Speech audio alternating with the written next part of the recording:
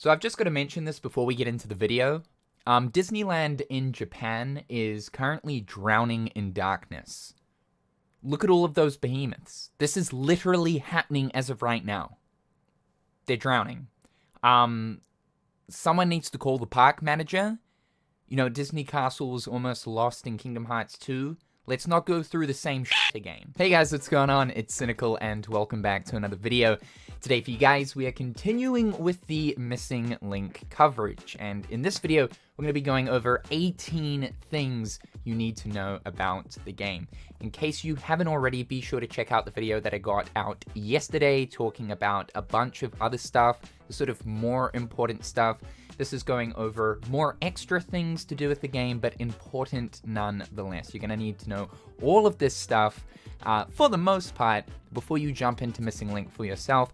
That'll hopefully be sometime next year. I'd say that's probably when we're going to be getting the full release, and hopefully in the first half of the year as well. Once again, I have to say a massive thank you to my friend Sai, who is currently playing the beta tests over in Australia. He's the one who's provided me with a lot of the context towards all of this information, all of the different images as well as footage. He's been an absolute godsend during the CBT, so thank you so much once again, dude. His Twitter will be in the description down below, guys. Without further ado, let's jump into it. Missing Link does have Keyblade leveling in similar fashion to Union Cross. For every 5 levels up to level 10, your Keyblade will actually change appearance. I'm very happy to know that this is back. It's one of the coolest sides of Keyblade leveling in Union Cross. To level your Keyblades, you will need to find materials that can be found out in the world by defeating Heartless in chests, or of course you can simply just buy them in the store. And also, while you're out in the world defeating Heartless, the materials that you do collect will be specific materials for the Keyblade that you currently do have equipped. So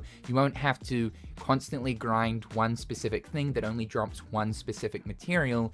The Heartless that you're fighting will always drop the material required to upgrade your currently equipped Keyblade. Speaking of Keyblades, there are currently 2 in the closed beta test, the only 2 that we've seen so far. The first one being Fortune's Gear, that's the cog-looking Keyblade. It is a physical, so there are different attributes to the different Keyblades in Missing Link. This pulls off a close quarters based combo. The charge attack, which is triggered by holding down the attack button, pulls off a powerful finishing strike.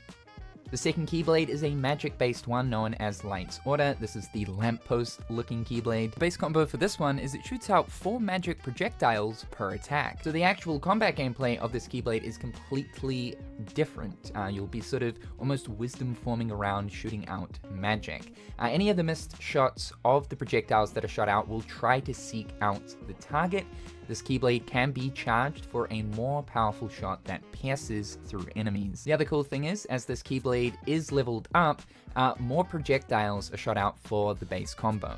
So one thing that you should know is the overall base combo and the way that your character attacks seems to actually be different for that of what Keyblade you're using. Now, we don't know if this just pertains to that of if you're using a magic-based one, then it will be ranged-based combat, and if it is physical, it will be the exact same combo that Fortune's Gear pulls off. But I really do hope it is a system where for when we do get the full version, and there's a numerous amount of different Keyblades, the actual combo, or the way the entire Keyblade gameplay actually works for each individual Keyblade will be different. Hopefully, fingers crossed. We should probably talk about the treasure system in Missing Link. So if you're in GPS mode, which is you physically going out into the real world, then any treasure chests you come across are free to obtain. However though, if you are in touch mode, which is the mode that allows you to stay at home and play the game from that comfort, obtaining a treasure chest will cost you AP. For Sai, he ended up having to spend 600 AP in order to obtain a treasure chest, which is pretty pricey. I should mention that there are also 3 different rarities of treasure chests. You have normal chests, grand chests, and rainbow chests. Rainbow chests will contain special character pieces that are known as glowing pieces. These are essentially the same as normal pieces, however, they sport a different look and are glowing. I would also assume too that glowing pieces probably contain slightly enhanced stats. Now there's a little bit of a catch when it comes to treasure chests though, because once you have the chest, you don't actually open it right then and there. It goes basically into an inventory. From there are 3 different methods to actually unlocking the chest, which I think is hilarious because you have the Keyblade, a key that can pretty much unlock any lock, but that's not the case here in Missing Link. So yeah, you can spend jewels, which I believe it's like 200 or something like that, to unlock the chest. Or there is also things known as unlock tickets, which you'll be able to obtain via other means, probably by doing certain quests or special tasks. Alternatively though, the third method is you can actually wait a certain amount of time, which this is like a classic mobile game trope right here. You can see in this image, it's going to take 8 hours to unlock this chest, but you actually have to put it into an unlock slot. You only have 2 unlock slots, so it's not like you can accumulate a whole bunch of chests and then in 8 hours time, all of those chests are unlocked. No, you can only chuck in a total of 2 chests. Now you get to pick what chest table you want to pull from. So essentially, chests are also additional chances at receiving character pieces, but there'll be different tables available to pull from, and you can change those.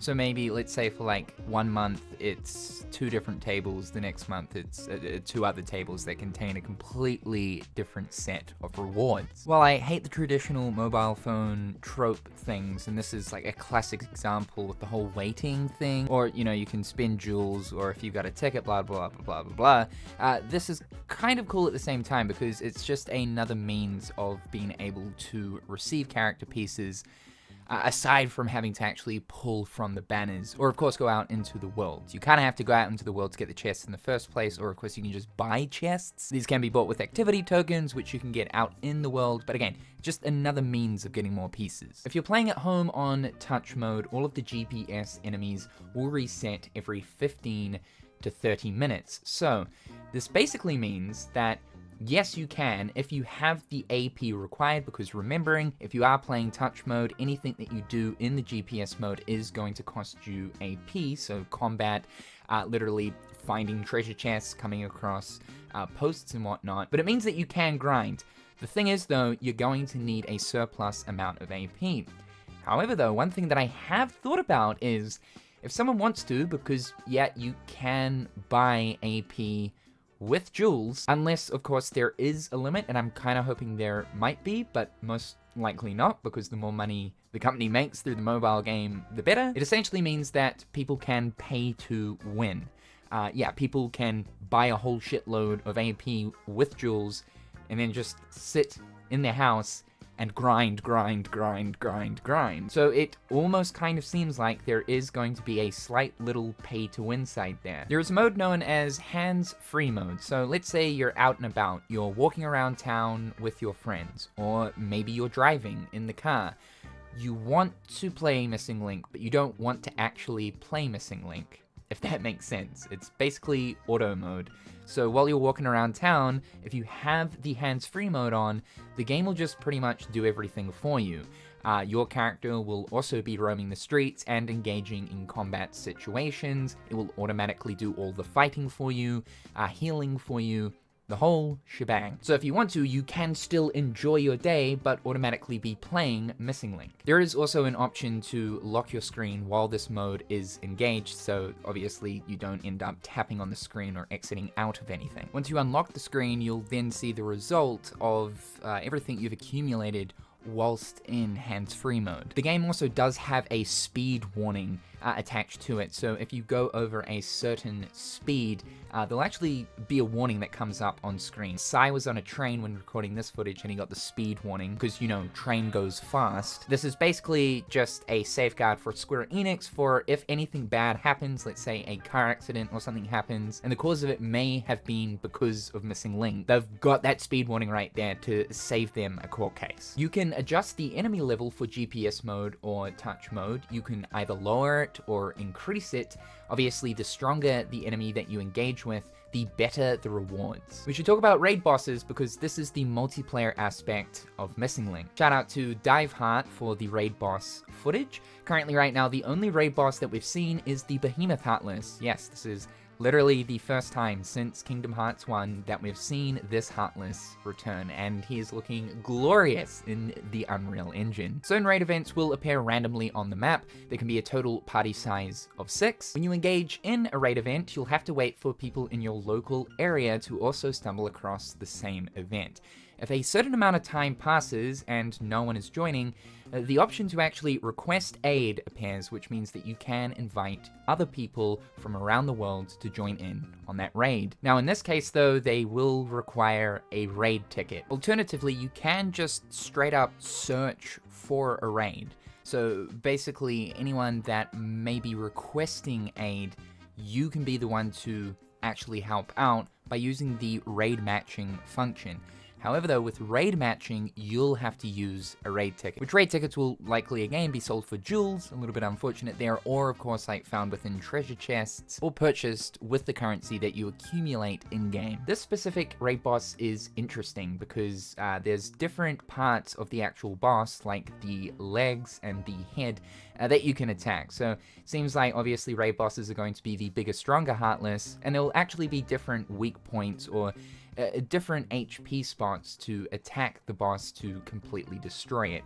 You should also know as well that this is true live multiplayer. It's not really like the multiplayer that was presented in Union Cross, where it kind of is multiplayer, but two players aren't actually playing sort of at the same time. This is live multiplayer. You are literally in the same playable space as another player, doing the same things, seeing the same things. This is true Kingdom Hearts multiplayer. This gets me really excited. And did you notice? Colored enemy HP bars are back. It has been since Kingdom Hearts Chain of Memories since we've seen this HP system. Absolutely insane. The Behemoth has yellow blocks right there. So I would say the more HP, the colors will increase up to purple and maybe even beyond that. We know that the HP bars got up to an absolutely insane amount for Union Cross. Hopefully it doesn't get to the degree of the insanity of HP in Union Cross. That would be ridiculous because by the end game, players were hitting into like the millions. So I would say it will probably be more balanced across the board in regards to that, but colored HP bars! You can form parties in Missing Link. Currently right now we don't know anything about clans. I don't think that is actually an option within the closed beta, but I can only imagine for the full version there will be guilds or clans. But let's say you want to play with a group of 4 of your friends, you all have the app installed on your phone, you can join up into a group and go out and fight Heartless and explore together. Super cool. In the Scala Hub, there is a society representative. This society rep can hand you off battle quests. Now, we have been a little bit confused as to exactly how the other worlds, Disney worlds, work in Missing Link. If the main core experience is going out into our own real world, how exactly does Disney Worlds tie into this? Originally, we were thinking that depending on what kind of, let's say, like, environment type you're in the real world, like what sort of biome you're in, would then correlate to that of maybe a Disney world that has a similar environment. That's not the case. The Disney worlds are attached to these things known as battle quests. These are combat challenges that take you into an area that is located in either Scala or can be in different Disney worlds. We've already seen some gameplay of the character fighting Entangled during the initial reveal trailer, but in the most recent trailer, we actually see the player character fighting in an unknown location. Now, this is definitely a Disney world, at least we kind of think it is, but it's one that can't really easily be identified. The theory that floats around is that it potentially might be the Caribbean or Neverland. Is it potentially the Jungle Book? Could it be Lilo and Stitch, Hawaii? Could it be Moana? We still don't know. That isn't actually answered, but at least we know now that through these battle quests, this is how you'll engage in the Disney World content. I would also say too, for the narrative, for the actual story quests, when we see that in the full version, there may actually be a time where maybe our player character and a group of other characters in the story end up traveling to a Disney World or something like that. The likes of these battle quests are great though, because it is additional content to dive into that doesn't require the use of AP to use the GPS mode or to just flat out use GPS mode by physically going out. There are going to be brand new Heartless in Missing Link, and so far we have seen 2. We saw this bad boy, a new core Heartless, within the reveal trailer, and there's also this bad boy, a silver looking red Nocturne, silver Nocturne type flying Heartless thing. There's a lot of variations of this kind of Heartless, but this right here is a brand new one we haven't seen before. So going forward, of course, we can expect the whole repertoire of Heartless that we've already seen. I actually do hope that a lot of the Unchained Key Union Cross Heartless get into Missing Link to see 3D models of them, because I'm telling you right now, some of the best designs for the Heartless stemmed from that game. I would love to see 3D models. Some Heartless only appear in certain locations. This was something that I was really hoping for and sort of mirrors Pokemon Go to a set degree. For Pokemon Go, depending on where you are in the world, you're going to stumble across different wild Pokemon. So it's sort of the same here for Kingdom Hearts Missing Link. In your city, you might be coming across, alright, you'll have shadows. Maybe everyone's got shadows. But then you're coming across like fat bandits. In my city, I'm coming across the Hot Rod Heartless, the car Heartless. God, I hope not. Teleport stones are an item that can be used to place a teleport location anywhere on the map, so then for future reference, you can teleport back to that exact spot without having to use AP. Now, we talked a little bit about the growth log, but I sort of want to further explain it. This is going to be the main thing that you're going to be doing while you're out in GPS mode or just simply using touch mode. Growth log consists of a bunch of different objectives, and when you complete these objectives, you unlock special rewards. These rewards being different passive boosts and special stat increases. There are quite a few different growth logs, and when you complete them, obviously your character gets stronger. You can select what growth log you want to work towards, and depending on the situation that you're engaging in, let's say it's a really tough raid boss of sorts, maybe Growth Log Volume 3 is better suited because it's got more passive defense bonuses and HP plus bonuses. There is an element wheel in Missing Link. This is the wheel right here. You can see that fire beats out ice, ice beats out wind, wind beats out earth, earth beats out thunder, thunder beats out water, and water beats out fire. You can level up and increase the potency of character pieces. You can increase the overall level by using piece fragments. You can increase the piece bonus, which will give you additional bonus stats by using awakening fragments. And you can also enhance the ability attached to the piece by using vigor shards. Obviously, dodge roll is in the game, but on top of that too, aerial recovery is here.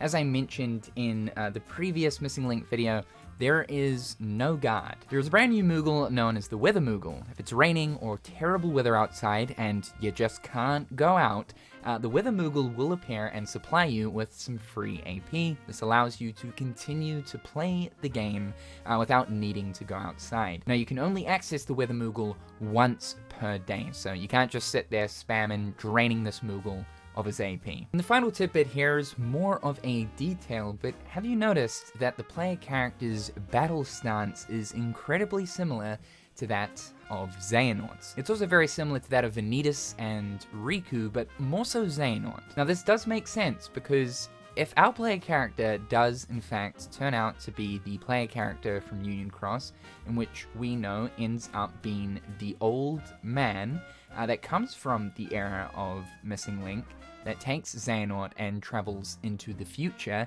takes him to Destiny Islands and looks after him as Xehanort grows up, and it would sort of make sense that Xehanort ended up getting his battle stance from our player character in Missing Link, who wields the Keyblade the exact same way. So guys, that is 18 new pieces of information and things you should probably know about Kingdom Hearts Missing Link. The game is looking pretty fantastic, and it just continues to blow me away that this is a mobile phone game. Honestly speaking, I really do think outside of the Kingdom Hearts fan base, which will be most of the players, Missing Link definitely does have the potential to blow up into something big. It's taken the whole Pokemon Go aspect, mixing in 3D, action RPG goodness. It is hands down one of the best looking mobile phone games I think I've ever seen. I think we do have something quite special here. Again, the whole typical mobile phone game tropes and MTX does rub me the wrong way, but I think that's something that is just pretty much unavoidable these days when it comes to games like this. I think it definitely will be interesting to see exactly how viable the free-to-play side of the game is, and just how generous Square Enix are at giving out the jewels. However guys, that is all for today. Be sure to follow me on my other platforms, links in the description down below. With all that being said, I'm Cynical, hopefully you're having a fantastic one, and I'll see you guys real soon. Peace.